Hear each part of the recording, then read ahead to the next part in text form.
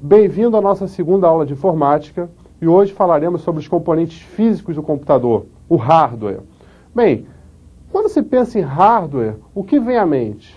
O computador físico. E o computador? Se eu te pergunto, qual é o seu computador? Qual é o principal componente do seu computador?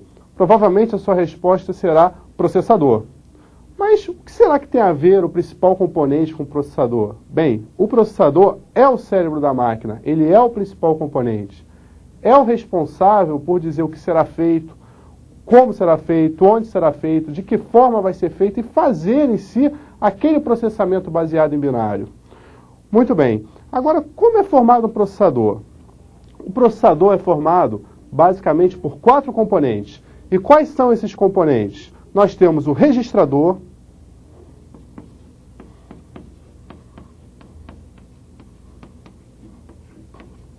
que é uma memória interna ao processador e tem a função de guardar a última atividade processada por ele. Para que ele vai guardar essa atividade? Bem, caso seja necessário uma informação de uma atividade anterior para que um processo possa ser executado, essa informação pode ser buscada aqui. Ela é uma memória também que não é fixa, ou seja, conforme os processos vão sendo executados, essa informação vai se alterando. E ao desligar o computador, essa informação é apagada. Logo acima dessa instrução, nós temos o seguinte, nós temos a parte onde é feito todo o cálculo matemático do processador. E essa parte onde é feito o cálculo matemático se chama ULA, Unidade Lógica e Aritmética. Então a ULA é responsável por quê? Por efetuar os cálculos matemáticos. Acima da ULA temos o cérebro, o controle do processador. E qual é o nome do controle do processador? Unidade de controle. A unidade de controle, também conhecida como C, é responsável por dizer o que será feito, como será feito e onde será feito. Muito bem. O processador, então, é o ponto da máquina mais rápido. Ele é o rapaz responsável, por quê? Por fazer todo o processo da informação. Agora, será que ele consegue se comunicar com os outros componentes à mesma velocidade? Ele tem agilidade máxima, mas será que os outros também têm?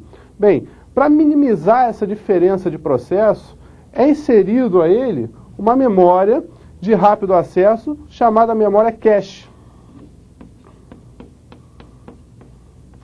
Essa memória cache do processador recebe um nome. Ela pode ser chamada de L1, alguns processadores possuem L2 e os processadores mais modernos possuem a L3.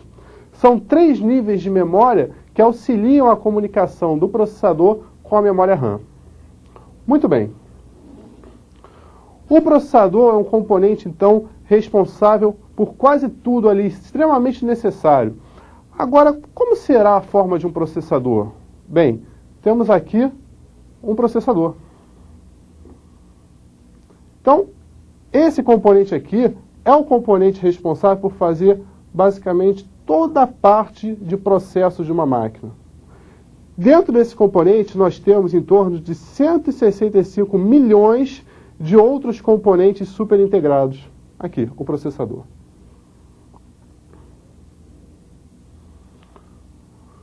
Muito bem. Agora, como esses processadores vêm evoluindo ao tempo? Vou montar uma tabela que vai explicar a evolução dos processadores, quais os processadores mais modernos, quais os processadores mais antigos, quais os processadores que equivalem de linhas diferentes, quais os processadores de maior desempenho. Isso é um tema muito pedido em concurso. Vocês já devem ter visto uma prova onde tinha lá, bem, qual o processador mais rápido? Um Sempron? Qual o processador mais rápido? Um Pentium MX? Então, numa comparação Sempron, Pentium MX, Athlon, qual deles será o processador que tem o melhor desempenho? Bem, vamos ver isso agora na tabela. Essa tabela, ela tem o seguinte.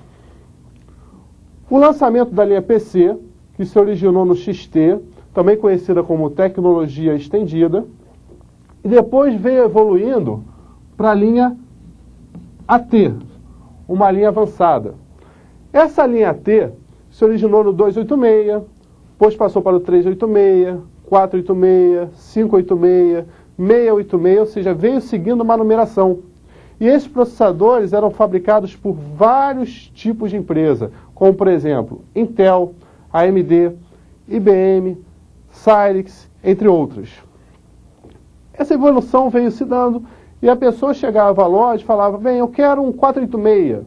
Não importava a marca do 486, mas sim a velocidade. Então eu quero um 486, por exemplo, de 66 MHz. Vocês lembram o que significa megahertz no nosso encontro passado? Hertz é o quê?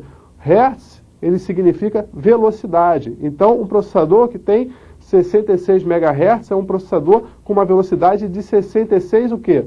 66 milhões de ciclos. Agora, quem? AMD, Intel, Cyrix, isso não importava. Bem, observando esse mercado, uma empresa pensou o seguinte, poxa, eu invisto em marketing, eu invisto em pesquisa, e na hora que a pessoa vai escolher um processador, ela pega um processador apenas visando sua velocidade? Não, eu quero criar uma patente minha, eu quero criar a minha marca, para quando você for buscar um processador, você busca o meu processador. Nasceu aí quem? Nasceu aí o Pentium. E o Pentium é de que empresa? Da Intel. Então é muito comum, questão de prova que diz, bem, um processador Pentium, um processador Celeron, um processador HT, faz parte de que empresa? AMD, Intel. Então é importante você conhecer esses nomes. A nível de quê? Saber quem fabrica esse processador.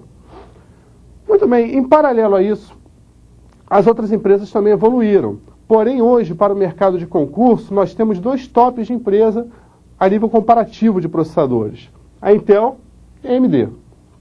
Então, o que temos da Intel? Na Intel temos o Pentium 1 e o Pentium MX.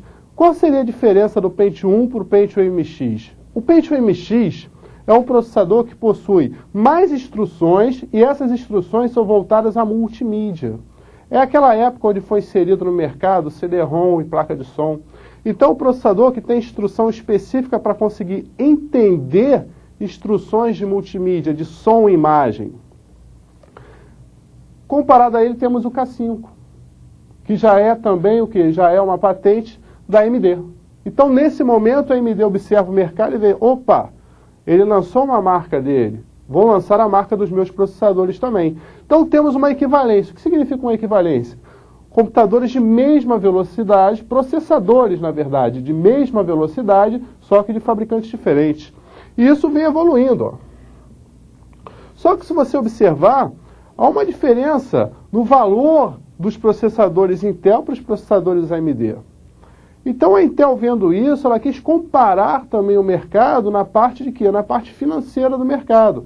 E lança um processador com custo menor. Ele tem um desempenho menor também, mas o custo é mais baixo. Então nós temos o processador Celeron. O que seria o Celeron? O Celeron é um processador, uma linha de processadores da Intel, com um desempenho um pouquinho menor, mas com custo menor para bater de frente com quem? Para bater de frente com outras linhas de processadores.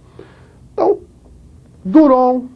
Então eu tenho o Duron equivalente ao Pentium 3, alguns Pentium 4 no que se diz equivalência de velocidade. Então eu tenho velocidades equivalentes a Pentium 3, tipo 1 GB, velocidades equivalentes a Pentium 4, 1.2, 1.3 GB.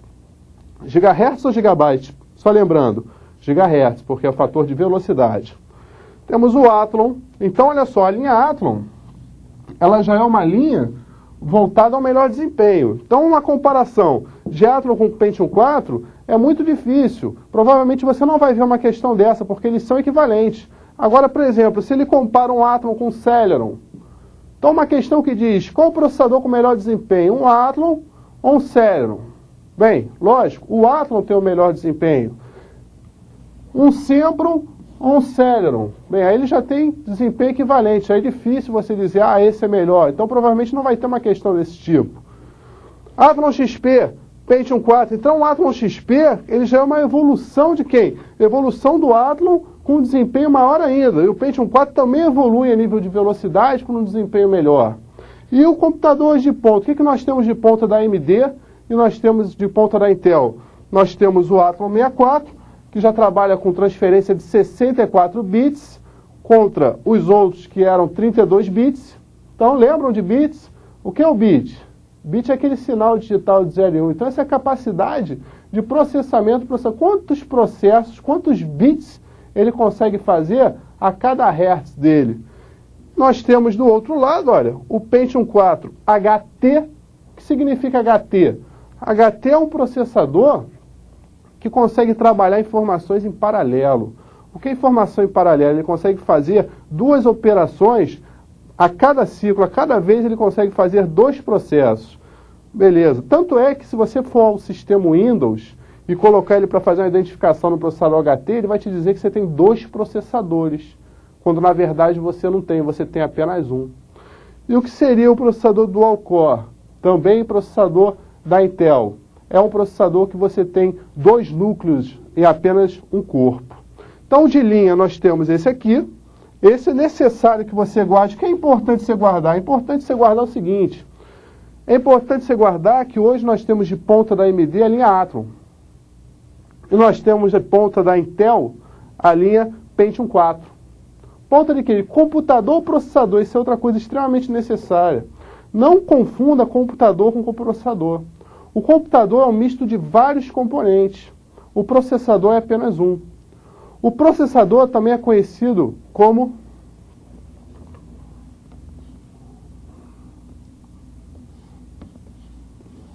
CPU.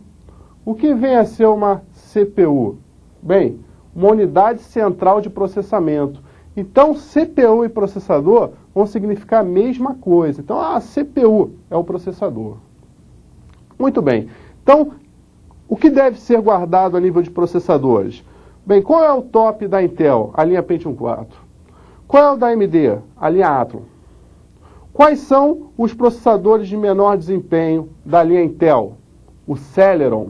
Então, você vai ter o menor desempenho, um desempenho menor, no Celeron. E qual o processador de menor desempenho hoje na linha AMD? Nós temos o Sempron. Então, comparações, por exemplo, quem tem o melhor desempenho? Um Pentium 4 ou um Sempron? Pentium 4. Quem tem o melhor desempenho? Um Athlon ou um Celeron? Um Athlon. Qual o processador que tem uma melhor performance? O Pentium MX ou um Duron? Bem, vamos à tabela. O Pentium MX, ele já está, olha lá, num dos primeiros processadores. Vem evoluindo. O Duron, ele já está na terceira fase. Então, se ele comparar um Pentium MX com o Duron, qual deles é um processador com melhor desempenho? Lógico que é o Duron. O Duron, com certeza, vai ser de melhor desempenho. Então, isso é questão certa de prova quando se trata de processador. Dizer quais são os processadores de última geração, qual processador tem melhor desempenho a nível comparativo, quem fabrica determinado processador.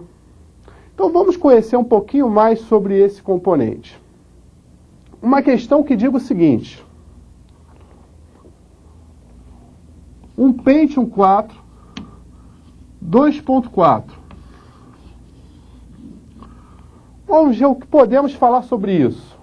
Muito bem. Podemos dizer, um processador da linha Intel.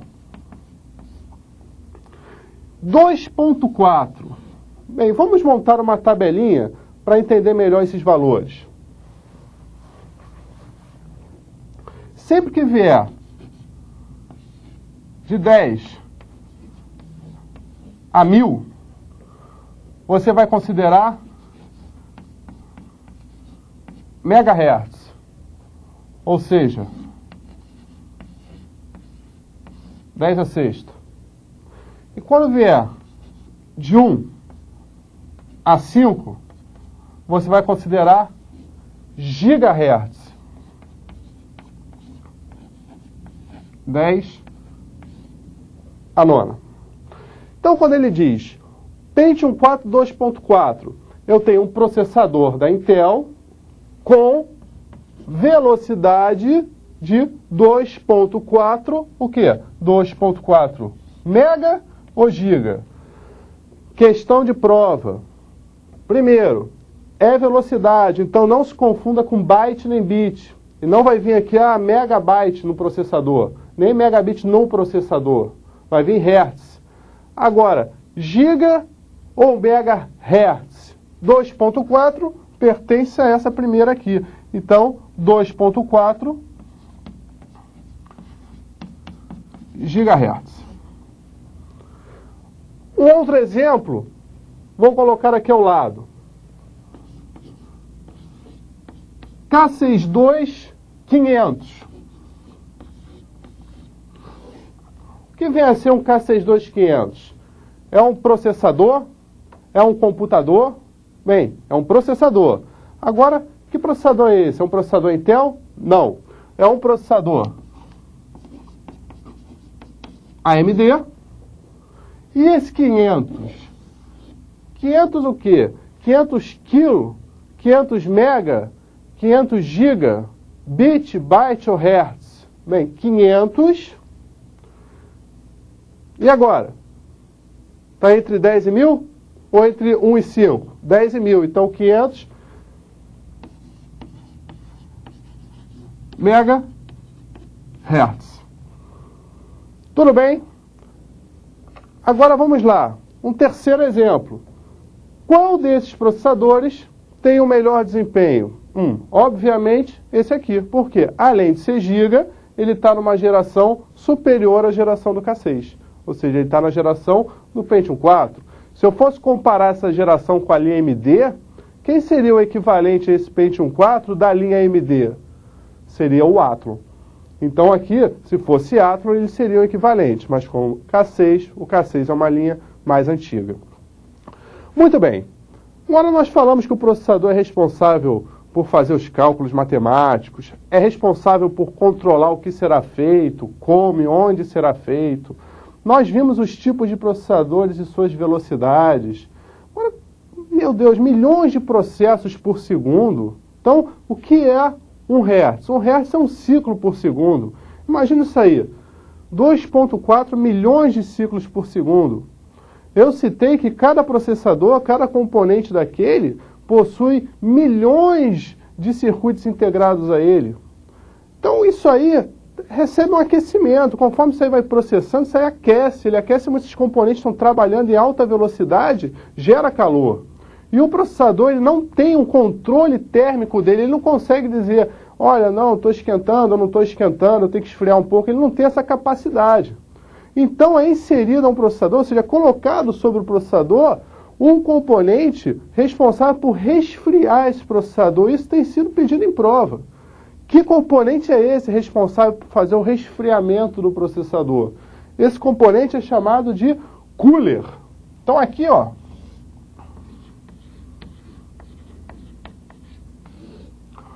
o que vem a ser um cooler? O cooler é o componente responsável por refrigerar o processador. Sem o cooler, o processador duraria poucos segundos. Então aqui eu tenho um exemplo de um cooler. Então o que vem a ser o cooler? O cooler é uma ventoinha sobre um dissipador de calor. Então ele é colocado, quando o processador está encaixado na placa, ele é colocado sobre o processador para quê? Para dissipar esse calor e a ventoinha fazer com que isso fique sempre resfriando. Então o processador é responsável por controlar a sua temperatura? Não. Quem faz esse controle, quem resfria, quem é o responsável por resfriar o processador? É o cooler. Agora, onde é encaixado o processador? Aonde é fixado o cooler para que ele fique sobre o processador? Muito bem. Temos um componente responsável por integrar todos os demais componentes. E quem é esse componente? A placa-mãe. Então, um exemplo, onde é colocado o processador numa placa-mãe? É colocada no suporte de processador, também conhecido como soquete. Aqui, ó. Processador, para que exista uma posição correta para inserir esse processador na placa. Muito bem. Temos agora uma placa com processador. Então, função da placa-mãe, integrar e fazer com que todos os componentes trabalhem em conjunto. A placa-mãe também é conhecida como motherboard. Então, vamos ver isso. Placa-mãe.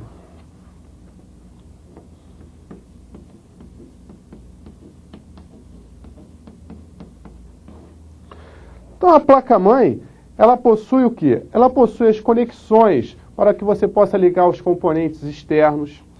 Agora, essas conexões estão presentes na placa-mãe ou serão inseridas através de outros componentes? Por exemplo, uma placa de vídeo. Eu tenho o processador ligado à placa-mãe e preciso ligar o vídeo nesse computador. Como é que ele vai ser ligado? Ele vai ser ligado através de uma placa responsável por emitir o quê? Os sinais de vídeo.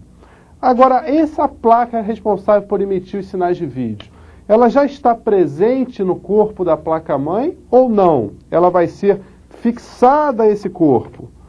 Aí nós temos uma diferença. Existem as placas-mãe conhecidas como on-board. O que é uma placa-mãe on-board? É a placa-mãe que já vem com um componente integrado a ela. Eu tenho uma placa de vídeo integrada a ela, tenho placa de som integrada a ela, eu tenho placa de rede integrada a ela. Então eu tenho uma placa de vídeo integrada a ela, eu tenho um vídeo on-board. Eu tenho uma placa de som integrada a ela, então eu tenho uma placa de som on-board, também conhecida como multimídia on-board. São questões de prova. O multimídia on-board seria o quê? Seria a placa de som integrada à placa-mãe. Então aqui nós temos um exemplo, olha só. A conexão de vídeo integrada à placa-mãe. Então esse aqui é o vídeo. O que nós temos padrão já de integração na placa-mãe? Nós temos as conexões para mouse e teclado. Essas conexões de mouse e teclado também são conhecidas como portas PS2.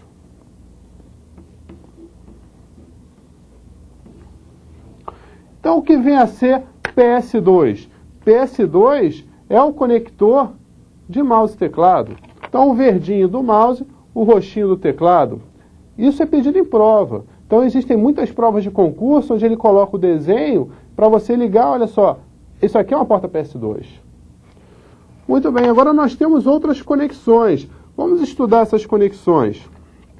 Nós temos hoje as USBs.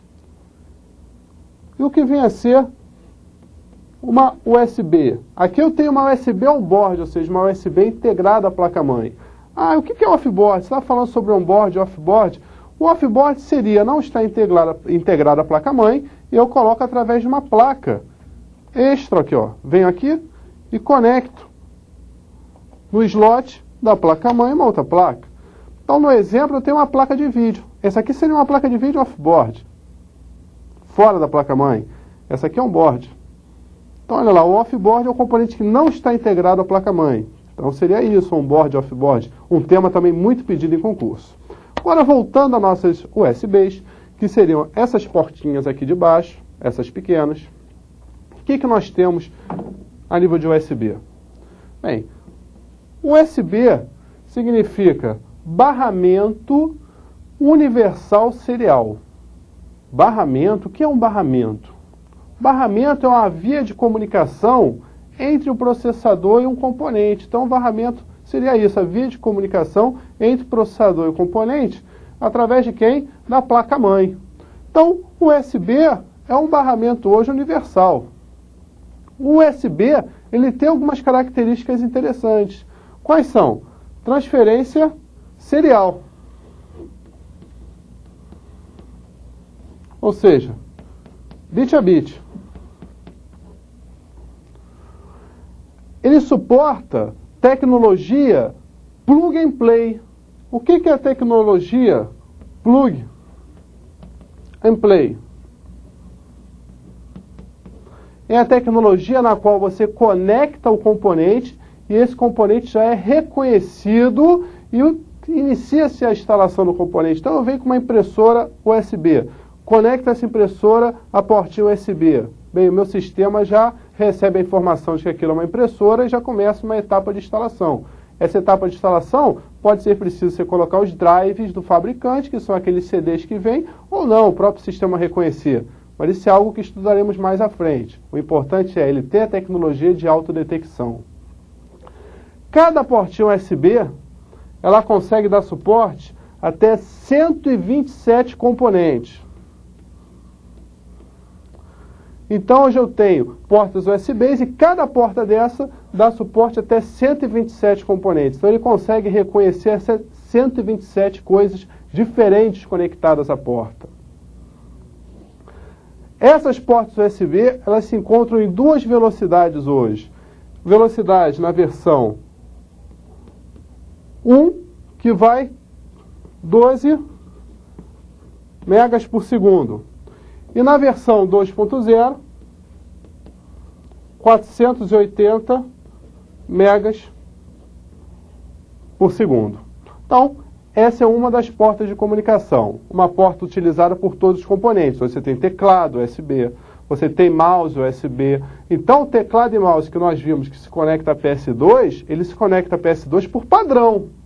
Agora, existem modelos USB, existe. Se você quer optar por a porta USB, você pode ligar seu teclado e seu mouse pela USB.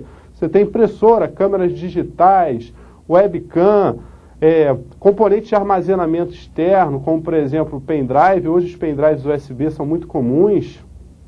Então a porta USB é uma porta super interessante e muito pedida em prova por causa da sua atualidade. Outra porta que nós temos é a porta paralela. A porta paralela hoje já não é tão utilizada como era antigamente.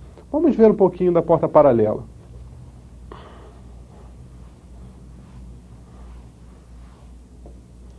Muito bem. O que é a porta paralela? A porta paralela é uma porta que tem capacidade de transferir byte a byte. Por isso o nome paralelo, ou seja, conjunto de bits. Essa porta paralela era muito utilizada por impressoras, scanner, mas hoje caiu em desuso por causa de quem? Por causa da porta USB, que é uma porta de padrão universal. Então nós temos a porta paralela, que tem a transferência de byte a byte, mas que hoje não é mais utilizada. Outra característica que sobrepõe as USBs à paralela é a seguinte: a USB ela permite conexão a quente. O que vem a ser a conexão a quente? A conexão a quente é você poder desligar e ligar um componente USB sem precisar desligar o computador. Então eu posso remover o componente da porta USB e ligar um novo componente com o computador ligado. Já as portas paralelas não permitiam isso. Então a porta paralela não permite a conexão a quente, a USB permite a conexão a quente. Outra característica de outra porta, nós temos também a porta serial. Então, a porta serial. A porta serial é uma porta que tem transferência de bit a bit. Só que essa transferência de bit a bit não era por pacote. Então ele tinha o que? Ele mandava um bit, mandava outro bit, mandava outro bit. O que nós temos na USB? Nós temos na USB uma transferência bit a bit, mas por pacote. A transferência da USB ela trabalha com uma frequência, um pacote, um conjunto de informações muito alto. Então ela monta um pacote de bits e joga esse pacote de bits. Diferente da serial que enviava bit a bit. Então a serial é uma porta também que caiu hoje em desuso. Você tem transferências seriais, com certeza. O fax-modem transfere de forma serial, a própria USB transfere de forma serial. Agora, componentes que se liguem diretamente à antiga porta serial, nós não temos mais. Um exemplo de componente que se ligava à porta serial que foi muito utilizado era o mouse. Então, olha só, o mouse. O mouse ele já foi utilizado a princípio na porta serial. Depois veio para que porta? Depois veio para a porta PS2, que é o padrão atual. E pode ser utilizado na USB? Pode. Então, questão de prova que diz, o mouse pode ser ligado. Qual a porta que o mouse não pode ser ligado, na verdade? Na serial, na paralela, na USB.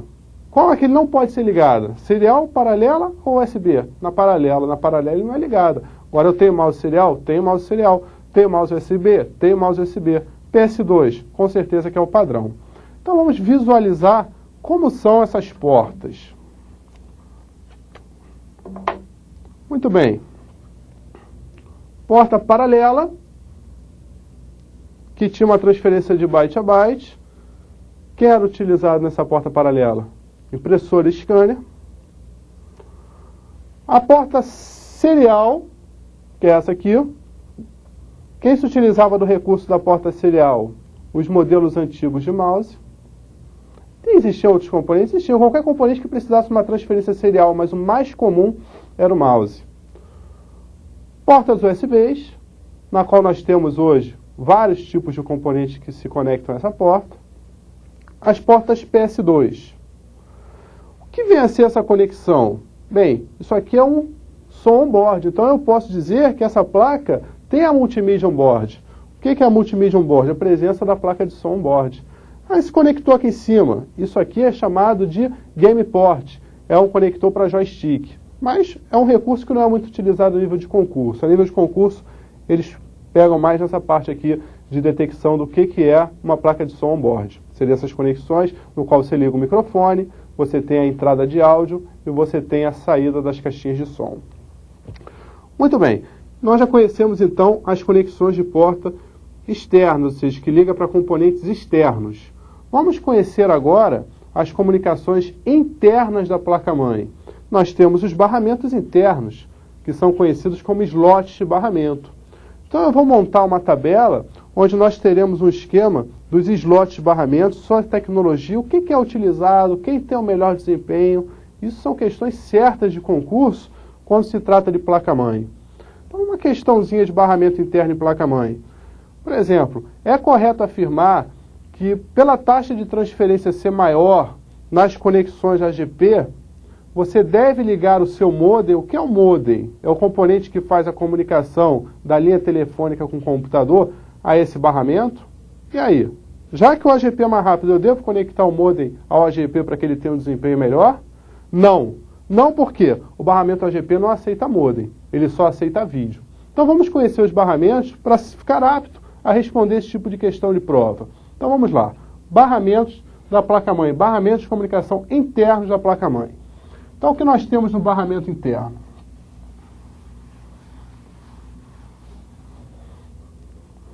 Os barramentos, como todos os componentes, eles vêm evoluindo com o tempo. E hoje nós temos basicamente 3 barramentos, são os barramentos utilizados nas placas modernas. E são os barramentos pedidos em prova. Barramento PCI, barramento AGP e barramento PCI Express.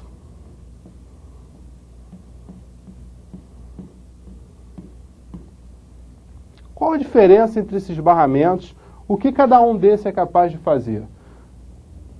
O barramento PCI é um barramento que tem suporte a qualquer componente. Então eu tenho hoje placas de vídeo PCI, eu tenho placas de som PCI, eu tenho placa de rede PCI, eu tenho fax modem PCI, eu tenho placas que capturam sinal de TV PCI, ou seja, é um padrão que recebe qualquer tipo de placa. AGP. O AGP já é um padrão com aceleração. Então, o AGP é um padrão que permite acelerar de 2 a 8 vezes o quê? O vídeo. Então, é um barramento que vai ter um melhor desempenho quando se trata de vídeo do que o PCI, que não tem essa aceleração. Porém, o AGP ele só é capaz de acelerar o quê? O vídeo. Então, é um barramento específico para placas de vídeo. Então, naquela questão que nós citamos, onde deve-se ligar um modem no barramento AGP, visto que esse é acelerado, não, é impossível, porque o barramento AGP ele só consegue adaptar o quê? Adaptar placas de vídeo.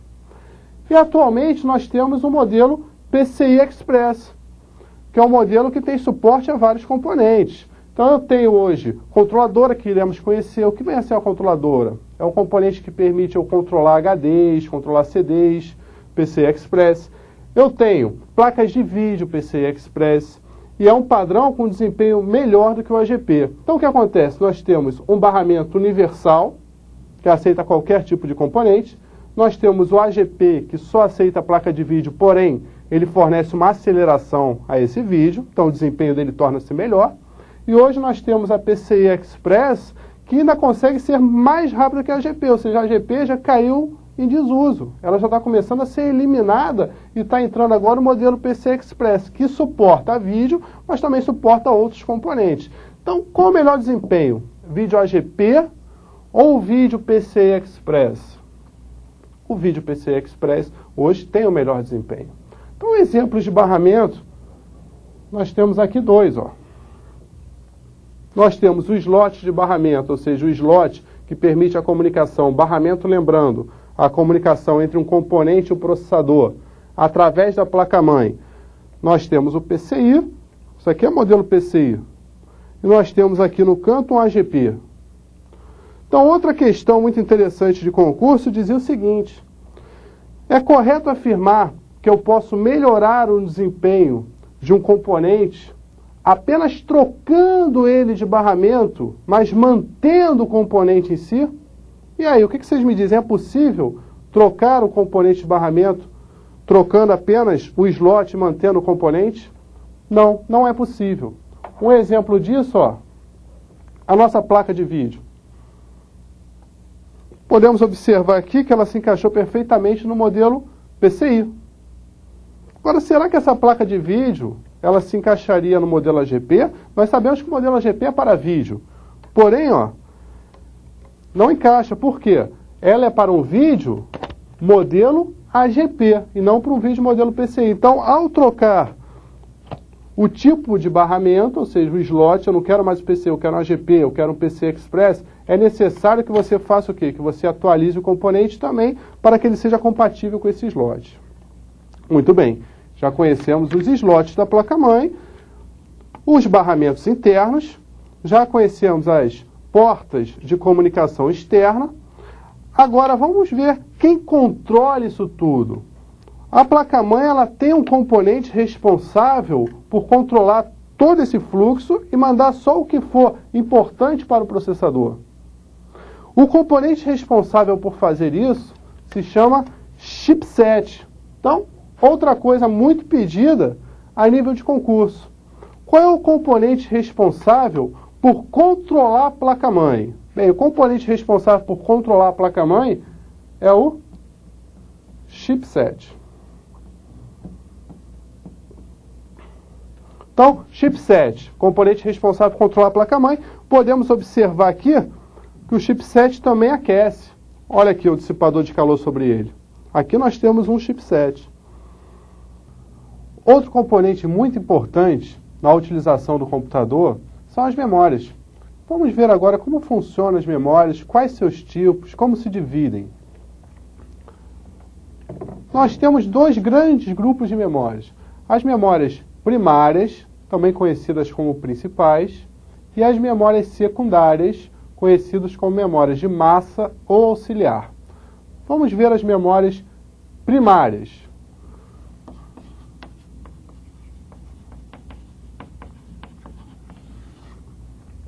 Quem pertence a esse grupo de memória? Nós temos as memórias RAM,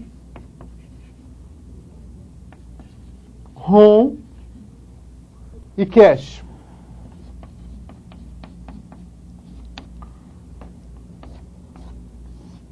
Muito bem.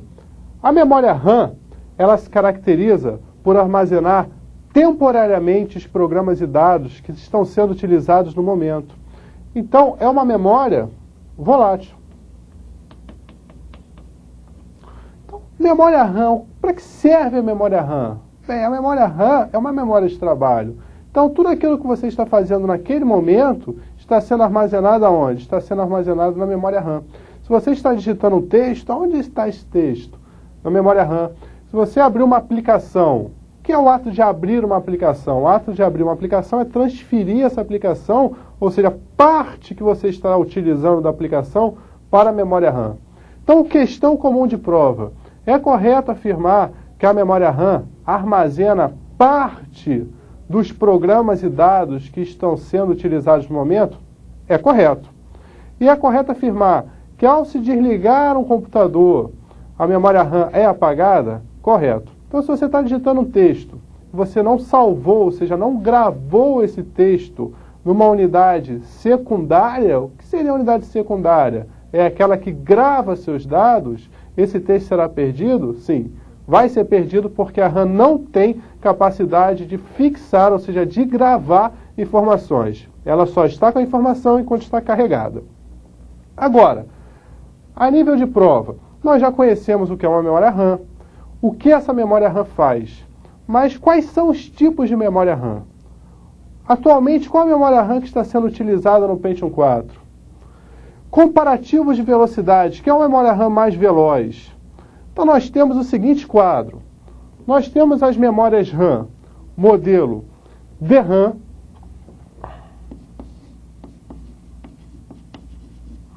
também conhecidas como memórias SIM FPM e EDO. Isso está na primeira linha de memórias, ou seja, uma das memórias mais antigas que nós temos. Na segunda etapa, nós temos as memórias SDRAM.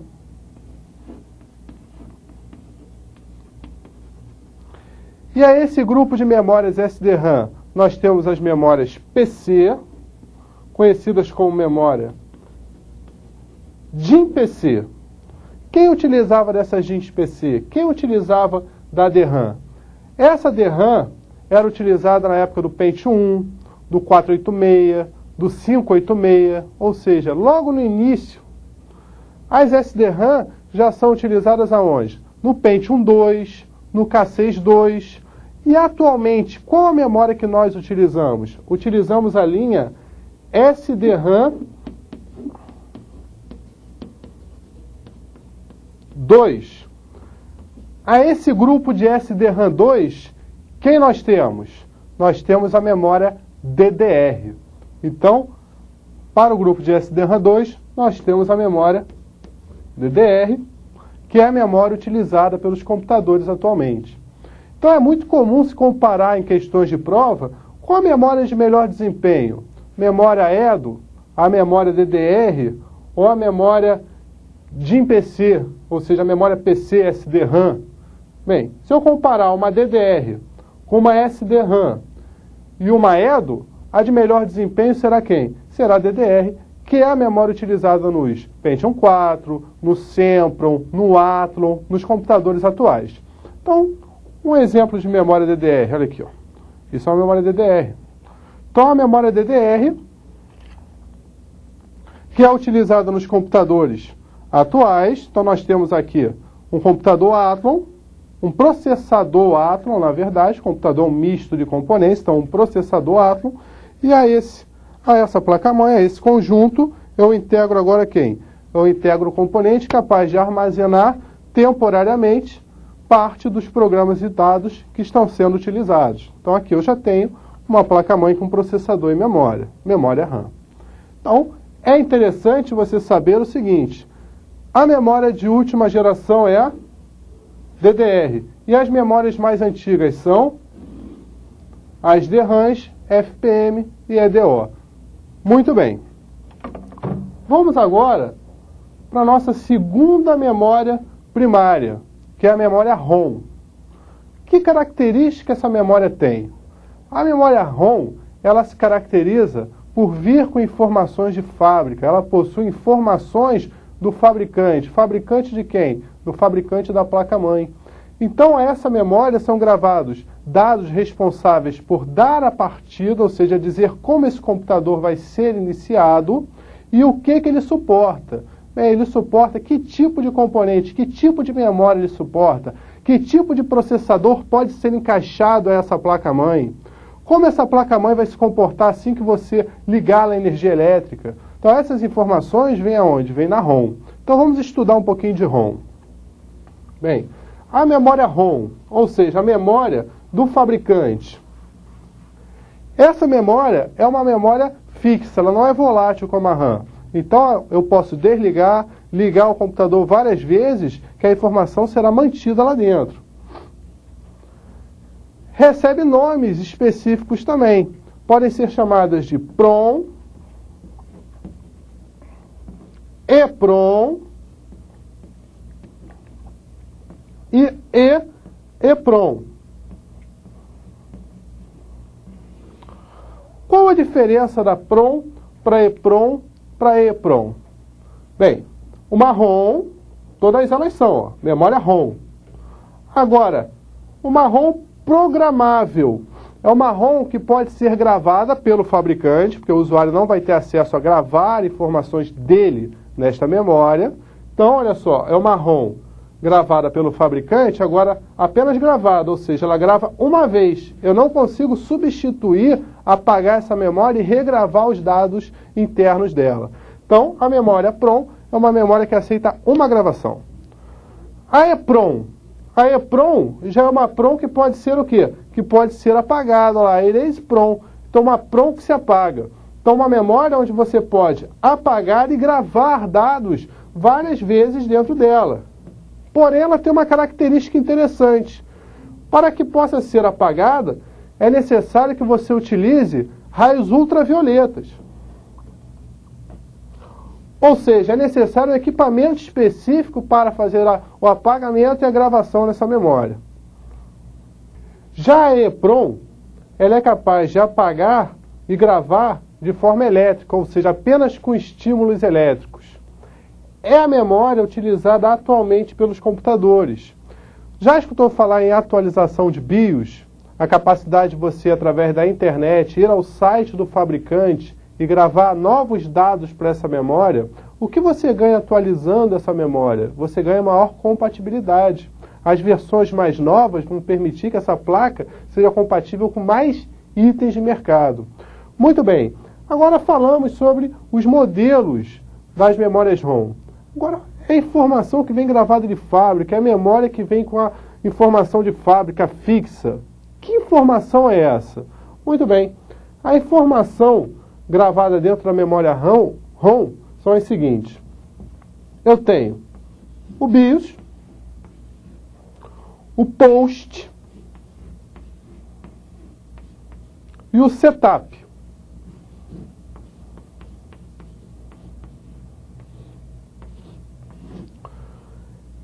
Três informações extremamente necessárias para o funcionamento do computador. Quando você liga o computador, você percebe que o que ocorre? Ele começa a fazer testes. Ele verifica a memória, conta a memória, ele pisca o teclado, aparece uma tela onde são exibidos os componentes que estão conectados ao computador, ele dá o modelo da placa-mãe, ou seja, ele está fazendo uma verificação se tudo está funcionando. A essa verificação nós damos o nome de POST. Então, o que vem a ser o POST? Power On Self-Test. Ou seja, assim que a energia entra na máquina, ela inicia o quê? Ela inicia um teste de verificação para ver se os componentes estão funcionando. Então, o POST é padrão. Ligou o computador, ele inicia um teste para verificar se tudo está funcionando corretamente. Muito bem. Passou o POST, o que ocorre? Ele dá um tempinho para que você acesse o setup. O que seria o setup? O setup é uma porta que permite o usuário interagir com as informações internas da memória. Que informações internas são essas? A BIOS, que é o Sistema Básico de Entrada e Saída, isso significa BIOS, Sistema Básico de Entrada e Saída, é um conjunto de informações que diz o que a placa aceita e qual a forma de funcionamento dessa placa. Então, muito bem, você tem ali uma gama de processadores que essa placa pode aceitar. Não a nível de modelos, mas sim a nível de velocidade. Você vai ter placa para processadores AMD, placa para processadores Intel. Agora, qual a velocidade do seu processador? Você tem que dizer isso para a placa. Memória, você aceita que determinada memória ela aceita. A informação da memória vai vir aonde? Vai vir aqui dentro da ROM. Olha, eu aceito a EDO, eu aceito a DDR, eu aceito a DIMM-PC. Qual é a memória que ele aceita? Muito bem. Essas informações são necessárias serem dadas pelo usuário também. Então, qual processador que você tem? Bem, o meu é um 2.4, então você tem que dizer para ele, ó, o seu é um 2.4. Não, o meu é um 2.8. Não, o meu é um 1.0. Então você tem que definir isso aonde? Tem que definir na memória. E você define através de quem? Através do setup. Então a BIOS é um cardápio.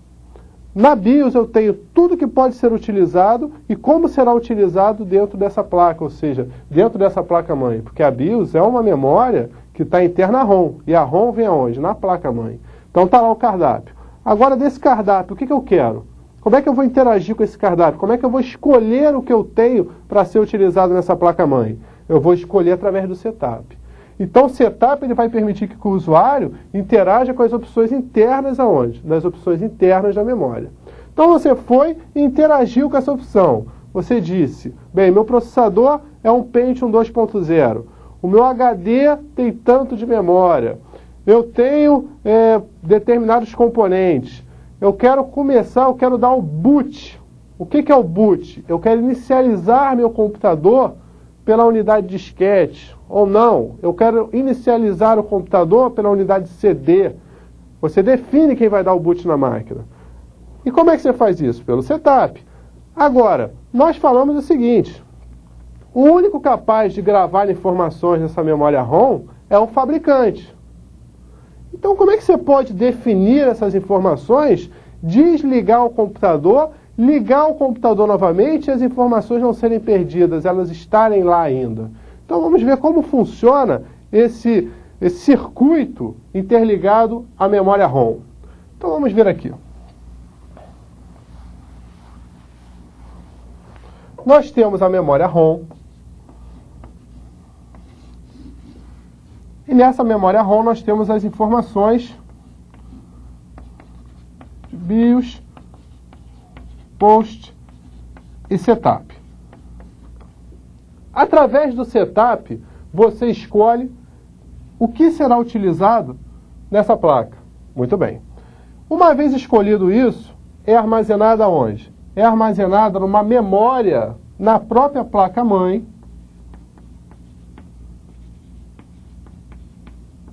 Então essa informação fica armazenada numa memória na placa-mãe, uma memória volátil, mas que não vai ser perdida. Por quê? Porque no circuito da placa eu tenho uma bateria. E essa bateria vai manter essa memória sempre alimentada. Então, uma vez que eu vou ao setup, escolha quais informações serão utilizadas, essas informações vão vir para essa memória, e essa memória vai ser sempre alimentada pela bateria, ou seja, não será perdida enquanto essa bateria estiver em ação. Algumas questões relacionadas a esse circuito. Muito bem, quando a data e hora começa a atrasar, é um bug do milênio? Não, não é um bug do milênio. É o que? A bateria está ficando fraca.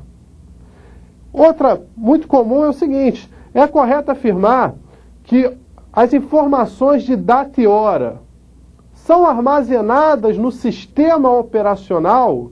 Então nós vimos o que é um sistema operacional no nosso encontro passado, e de exemplo de sistema operacional temos o quê? Temos o Windows, temos o Linux, temos o DOS. Agora olha só, você liga o computador. Qual a primeira memória a ser lida? A primeira memória a ser lida vai ser a memória ROM, que tem as informações de como esse computador vai trabalhar. Uma das informações que vem nessa memória ROM é: procura um sistema operacional. Por que é necessário procurar um sistema operacional? Porque é ele que vai permitir que o usuário tenha contato com a máquina. Então uma informação é essa: procura um sistema operacional. Então ele vai procurar um sistema operacional onde? Na memória secundária, que é um tema que nós estudaremos ainda. Então na memória secundária, que vem assim, o HD, o disquete, o CD, então ele vai procurar esse sistema operacional ali. Uma vez que ele encontra o sistema operacional, que normalmente está no HD, o que ele faz? Ele achou o sistema operacional, ele tem que fazer com que esse sistema fique operacional, que ele funcione. E em que local as informações estão sendo trabalhadas? Qual o local onde ficam armazenados os programas e dados que estão sendo utilizados no momento? Na memória RAM. Então, uma vez a ROM chega e fala, procura um sistema operacional, ele vai e procurou. Achou o sistema operacional que estava dormindo no HD. Ele chega e fala, acorda, vem para onde? Vem para a memória RAM. É naquele momento que aparece carregando o Windows. Carregando para onde? Fazendo uma cópia desse Windows que está no HD, não do Windows inteiro, mas da parte necessária para o funcionamento básico, levando isso para onde? Para a memória RAM. No momento que chega na RAM, ele está operacional. Então, na verdade, o sistema só está operacional quando? Quando está na memória RAM. Então, olha só, a questão, é correto afirmar que opções de data e hora são armazenadas no sistema operacional? Errado. Por que errado? Porque o sistema ele só está operacional quando ele está na memória RAM. Só que a memória RAM ela é volátil. Ou seja, você desligou o computador, o que acontece? A memória RAM é limpa, é zerada. Meu Deus, então onde está esse sistema operacional? Onde está o sistema operacional? Onde está a data e hora se não está no sistema operacional? Muito bem, ela está exatamente aqui, nessa memóriazinha. E a esse circuito da ROM, nós damos o nome de CMOS. Então é muito comum, a nível de prova, eles colocarem assim, é correto afirmar que a data e hora está armazenada na CMOS. Tá certo. Aí tá certo. O sistema operacional não, porque o sistema operacional ele só está operacional quando está na RAM. E a RAM, ela só está funcionando quando o computador está ligado. Então desligou. ligou de novo. Se fosse no sistema operacional, você estaria com tudo zerado. Não está. Se desliga a máquina, liga novamente, está funcionando, a data teórica está correta. Então, ele está onde? Ele está nesse circuito CMOS. E não foi perdido por quê? Por que essa informação não foi perdida? Porque nós temos a bateria. Uma coisa que indica que a bateria está ficando fraca é o quê? Atrasar a data teórica. Então, começou a atrasar a data teórica, já é um indicativo que a bateria está ficando fraca. Então, aqui nós temos a função da memória ROM, ou seja, os programas que estão dentro, responsáveis por inicializar e dizer o que a máquina pode fazer, e o circuito responsável por armazenar esses dados escolhidos pelo usuário, ou seja, a forma que essa placa vai trabalhar, o que ela tem, como é que ela vai funcionar, qual a velocidade que vai ser utilizada para comunicar os dados dentro dela. Então, tudo isso está aqui na memória ROM. Agora vamos conhecer mais uma memória, que é a memória cache, que também pertence ao grupo das memórias principais ou primárias. Então, vamos lá. A memória cache.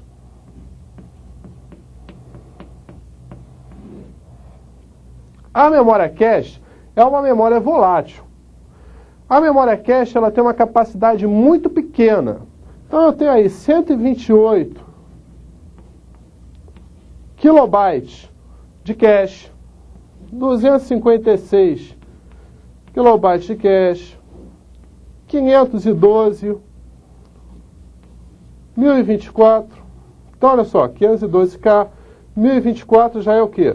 Já é 1 mega de cache. Então as caches elas são, em termos de capacidade, muito pequenas. Por quê? Porque a função da cache não é armazenar os programas e dados que estão sendo utilizados. Isso é uma função da RAM. Qual a função da cache? A função da cache é melhorar a comunicação entre o processador e a memória RAM. Então eu tenho o processador, que é responsável pelos processos, ou seja, responsável por processar. É o ponto mais rápido da máquina. E ligado a ele eu tenho o quê? Eu tenho a RAM, que armazena parte dos programas e dados que estão sendo utilizados no momento, ou seja, parte dos programas e dados que estão sendo processados. Então, uma ligação direta entre um e outro. Só que a velocidade da RAM não chega à velocidade do processador. Para diminuir esse atraso, é colocado entre os dois uma turbina, um tipo de memória de alto desempenho, que é quem? Que é a memória cache. Então, na verdade, ela não tem necessidade de ter uma capacidade muito grande. Na verdade, ela tem a necessidade de ser muito rápida. Lógico que quanto maior a capacidade, melhor o fluxo, vai transferir mais. Agora, a função dela é transferência, não armazenamento. Então, questões de prova. Qual a memória medida em K? A memória que chega a 1, 2 megas é quem? É a memória cache. Diferente da RAM. A RAM, por exemplo, como ela é responsável por armazenar aquelas partes dos programas e dados que estão sendo utilizadas, ela já tem uma capacidade muito maior do que a cache. Ela, primeiro, que já é medida em byte. Eu não tenho RAM hoje, quer dizer, em byte todas são. Eu não tenho RAM em quilo, eu tenho RAM em mega. Então já começa assim, ó, hoje você tem o quê? 16 megabytes, 32 megabytes, e aí vai, 128, 256, 512 megabytes, 1 gigabyte de RAM. Então a RAM tem uma capacidade muito superior a nível de armazenamento do que a cache. Porém, a cache tem uma velocidade muito maior do que a memória RAM. A memória cache, ela tem um nome também. Ela é chamada de SRAM. Então, a memória SRAM é a memória cache, conhecida como memória L1, L2 ou L3. Então, para a gente dar uma finalizada nesse tópico, vamos fazer um exercício. Vou colocar aqui um exercício.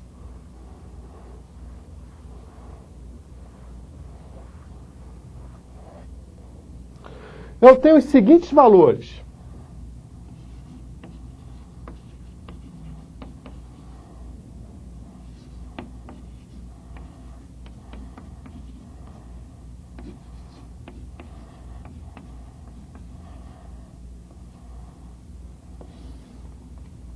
Quem seriam esses itens? Vamos lá. Primeiro, existe um aqui que não está sendo medido em bytes, está sendo medido em hertz. Hertz é um fator de velocidade. Quem é este? O 2.4. Então, gigahertz se refere a quem? Se refere ao processador.